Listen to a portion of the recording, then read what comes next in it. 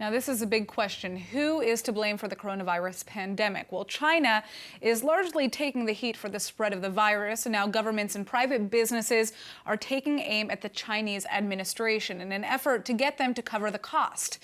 Joining us with the details is founder and president of the Jerusalem-Washington Center, Gideon Israel. So we know that in the U.S. and in Israel, there are several lawsuits that are being filed, but what other actions are being taken against the Chinese government?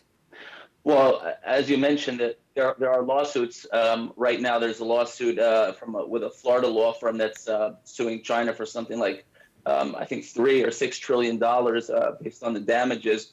But some of the actions that the United States has been taking, there's a bill in the Senate introduced by Republican Tom Cotton that would require federal entities to start purchasing various pharma products and other essential medical products from U.S. companies and gradually remove the supply chain back to the United States. Mm-hmm. Another senator has said that China should forgive the United States more than $1 trillion debt because of the damage that they've caused the United States. We've seen that a German newspaper actually sent a $1 billion or even more bill to China's president for the damages that they've caused to. But what about here in Israel? Are we seeing Israelis take any actions?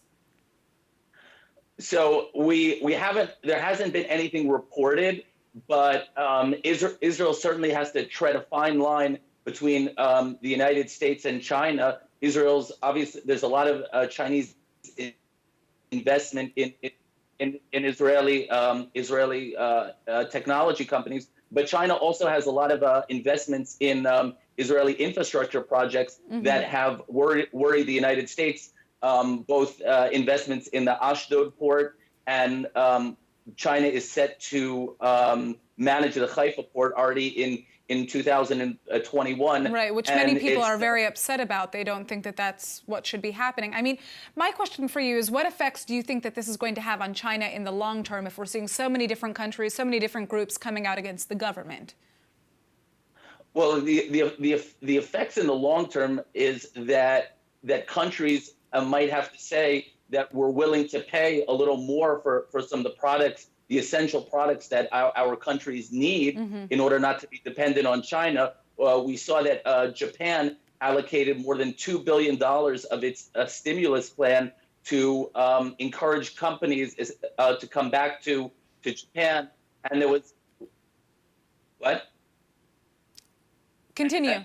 There's a company that's producing masks that's been one of the first companies to start moving its supply chain back to Japan.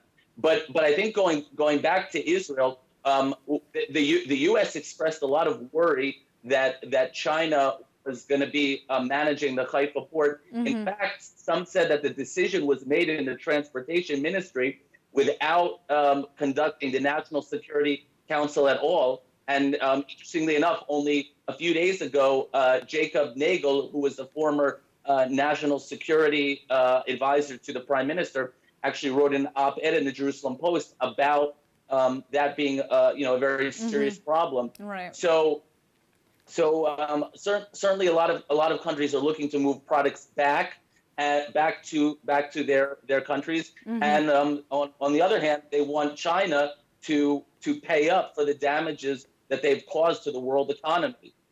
Well, I think the question is whether or not China will actually do that, and how the world even goes about dealing with lawsuits like this, because it's so international.